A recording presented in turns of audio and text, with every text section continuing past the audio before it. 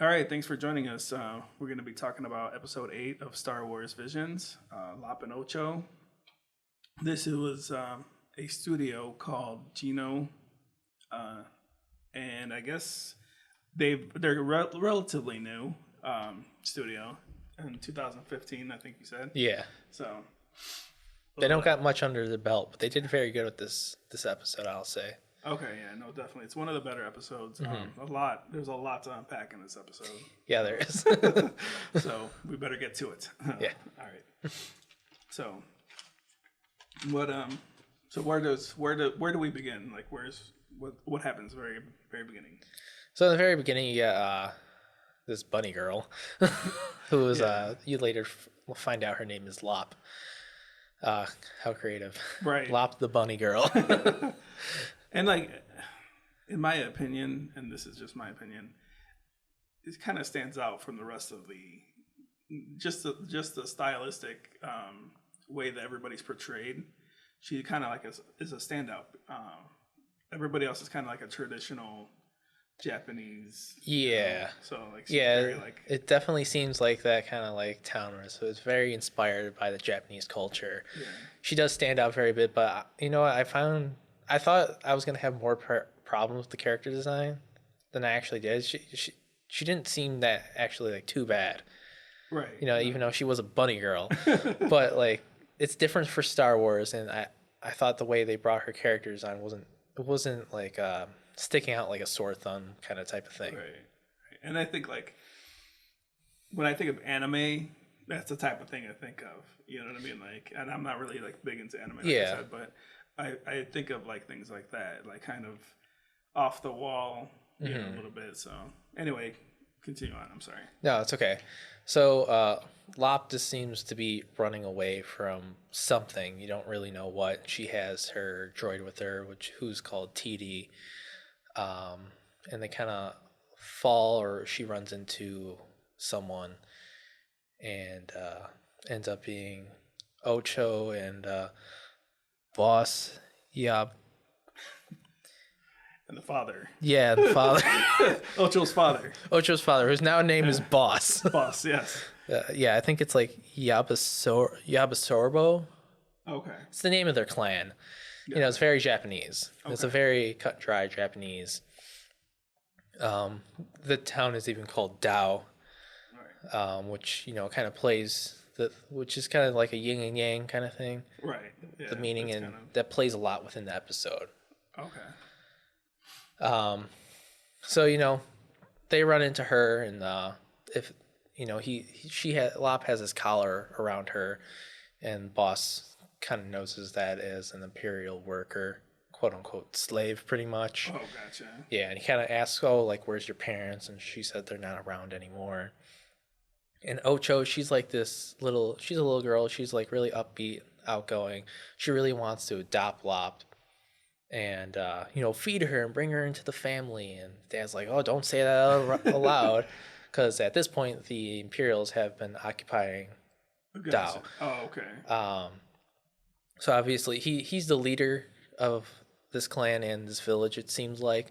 So he really doesn't want trouble for his people, right? Because I guess Dao is very rooted within nature, and they're pretty much their values of family and traditions. Okay. It's kind of like that stereotypical, what you think is stereotypical like Japanese samurai culture. You know what I mean? Gotcha. Yeah. Very like, this is how it is, and better deal with it. And and it's definitely like it's very. He's very headstrong when it comes to the tradition of the village or whatever. You know, like and there's no telling them otherwise. You know, so. Exactly. But the daughter convinces him. They ended up adopting, and TD takes a photo of him, like a hologram photo, and then there's a time skip. Right. It doesn't really tell you how long. You can assume maybe 8 years. Yeah, I would say something. They both went from little girls, Lop and Ocho, to at least young adults. Right. Yeah. Very young adults. Yeah. Young. Yeah. So. And it kind of transitions to like Lop running through the city as an older woman, And we're just gonna do that. She becomes a cougar. She becomes a cougar. Yeah. From bunny to cougar. Bunny to cougar.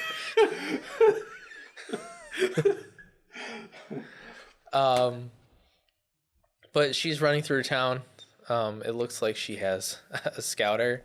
It actually looks like a scouter from Dragon Ball Z, which, Dragon Ball Z fans from like older episodes of the series will kind of get the reference. Yeah, but once I saw that, I was like, oh, that's so Dragon Ball Z scouter.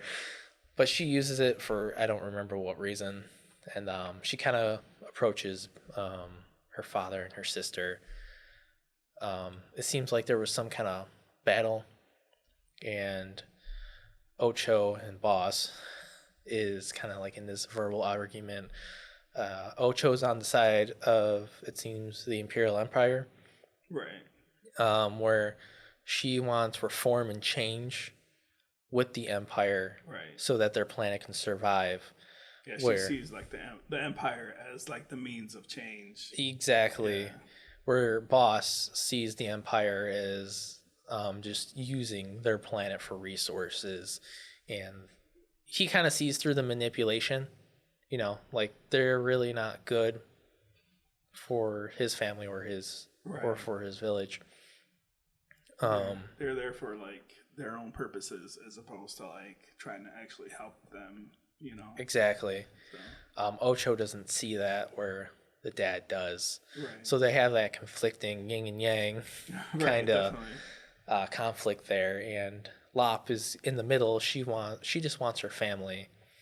And like when Lop tries to intervene, both the father and Ocho kind of just shoot her down. Like, hey, you're not a part of this. This is only for the family, even though they adopted her. Right. In the last scene. You know what I mean? Right, yeah. So you can totally tell that there is that tension where Lop's kind of always been on the back burner because the father had to teach the daughter the ways of the family so she can carry on the tradition. Gotcha. So even though she's an adopted daughter, you can tell she's an adopted daughter, not the family heir.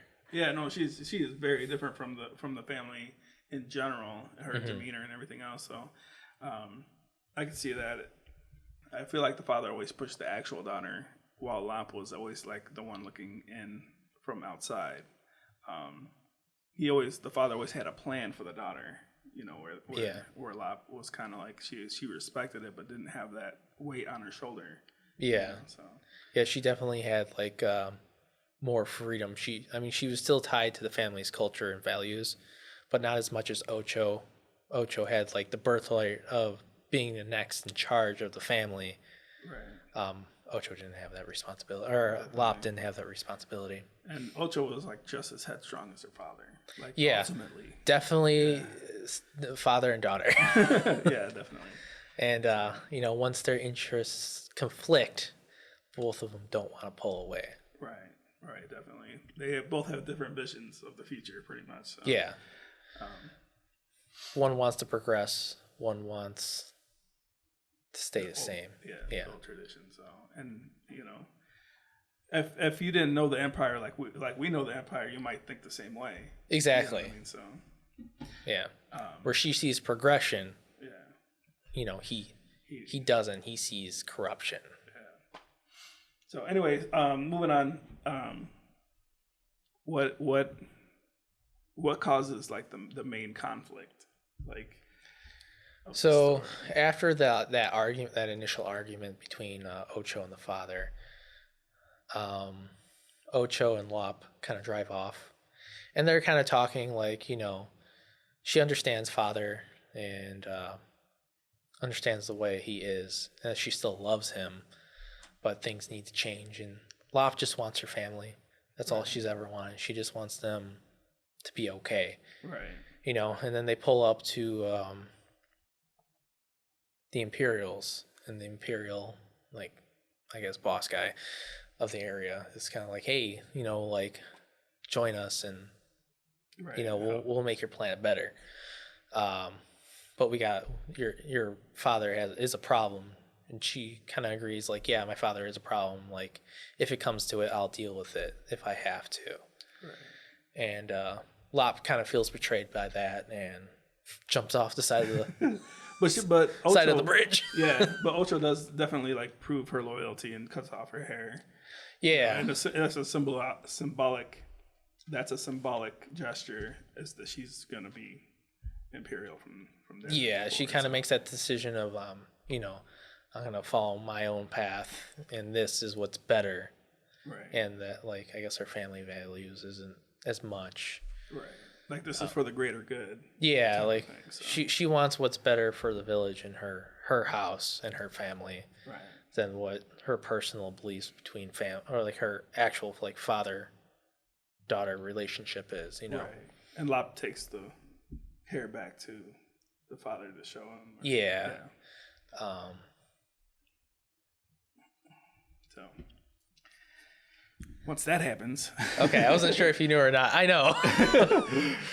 So once she returns the hair to the father kind of apologizes. He finally sees what he did to Lop, I think, after that argument. Right. That, you know, he's just like, he pretty much tells her, like, you know, he's like, I think I've looked down on you. He's like, I never meant that to happen. You know, you're part of this family too. You always has been. And then he kind of makes that decision there that she's going to be the next successor to the family. So he takes her down to like this ritual room and pretty much explains the family history. And it looks like he does, I don't know if it's the Force or if it's just a hologram, but you know, he does like this gesture and like this glow hologram kind of like appears and it shows like their ancestors' history. Oh, okay. It's a ritual Gotcha. that they've passed down, you know, from family member to family member. And it shows that a long time ago, there was a man from an ancient Jedi order who came to Tao and helped him make a strong footing within the area. Okay. Pretty much, it's why they're kind of like in charge. Okay. Kind of like created the traditions. Yeah. And the culture there. Exactly.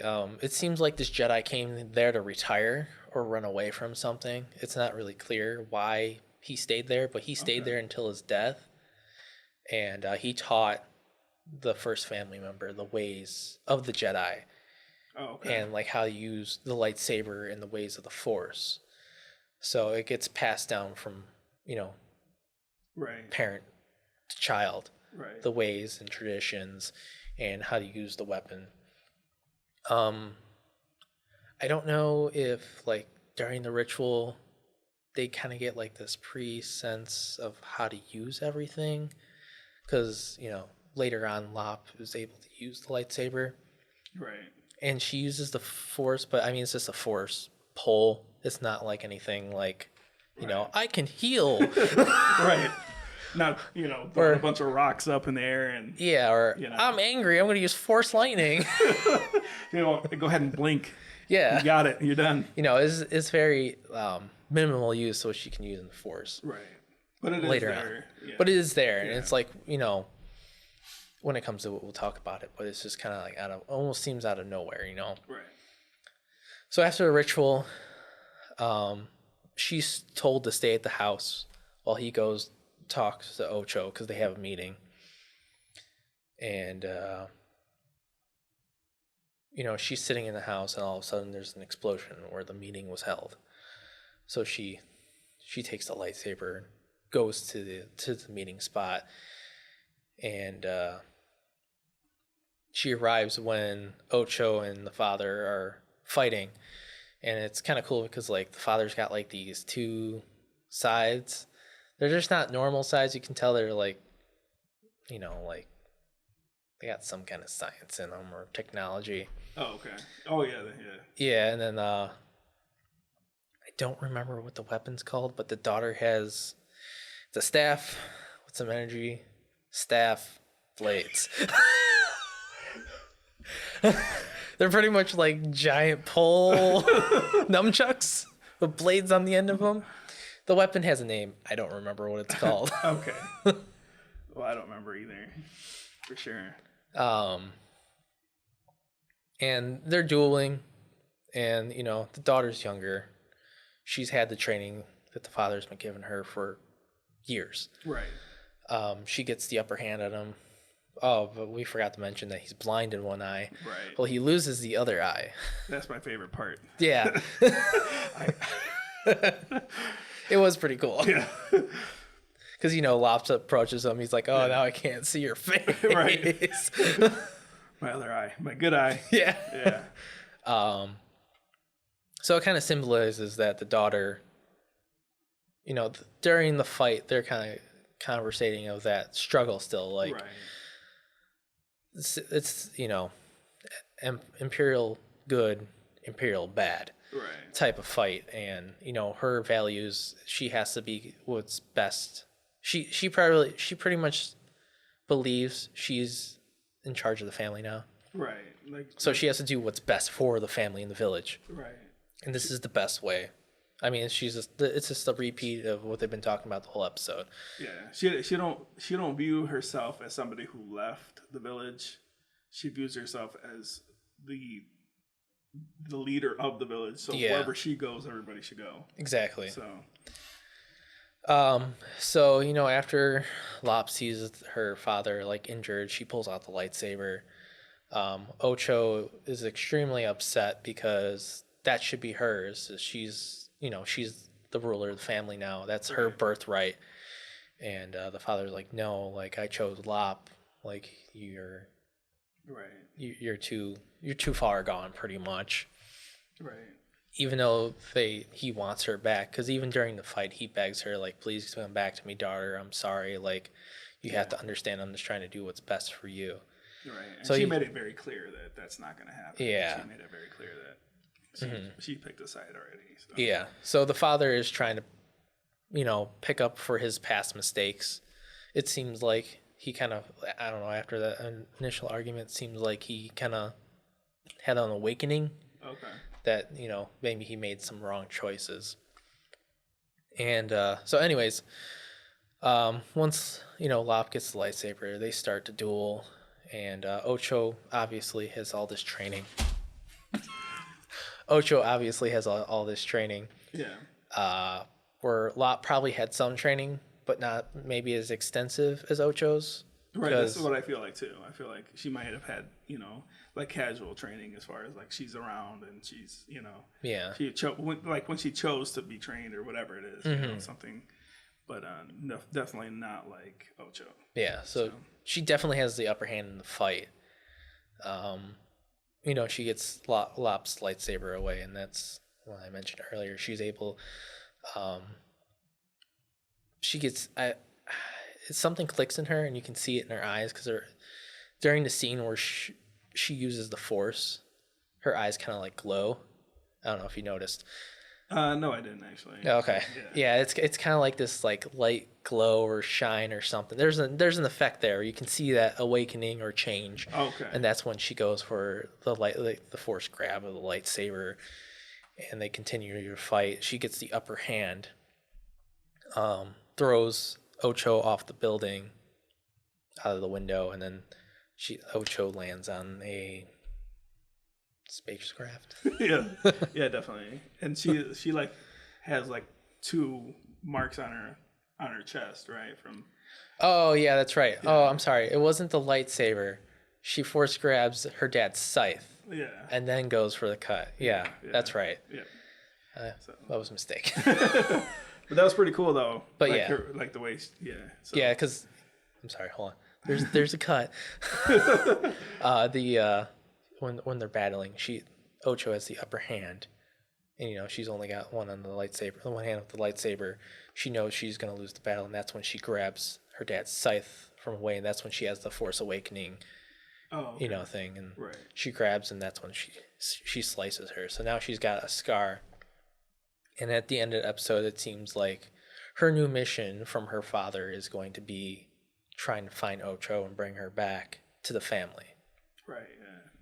And that's a very powerful thing because, it's the cross between family being blood, and family being the people who are around you and exactly who support you. So. And the father kind of states that during the episode too. Right. Yeah. Yeah. He says family's not always, lineage or whatever. Yeah. But it's a really good episode. There's a lot to it. There's a lot. Yeah. The droid, even during the fight between Lop and Ocho, the droid tries intervening by showing Ocho the family picture from the beginning of the episode. Right. Just like a last ditch effort to like bring her back, and she cuts it in half. So. Right. The droid. The droid, yeah. Yeah. Unfortunately. TD. But no, it was a very powerful episode. I feel like definitely, I would say different from the rest of the series in that Jedi wasn't like the first main. You know what I mean? Like it was touched on the Jedi, but it wasn't like a major part of the story. You know what I mean? So, I feel like it made it so much better. You know what I mean? Like especially being towards the end of the series and everything like that. So, but anyway, that was our our take. Our take on that episode. So, that's gonna conclude. Visions for this season. So if there's another one, maybe we'll do more. Don't watch episode 9. Only at your own risk. And that's episode 9 of Star Wars also. Yeah, that is true. So there's a parallel there. Yeah, they just both don't exist. Just ignore them. Right. So anyway, thanks for watching if you got this far. So yeah. Yeah. Thank you. All right. Bye. Bye.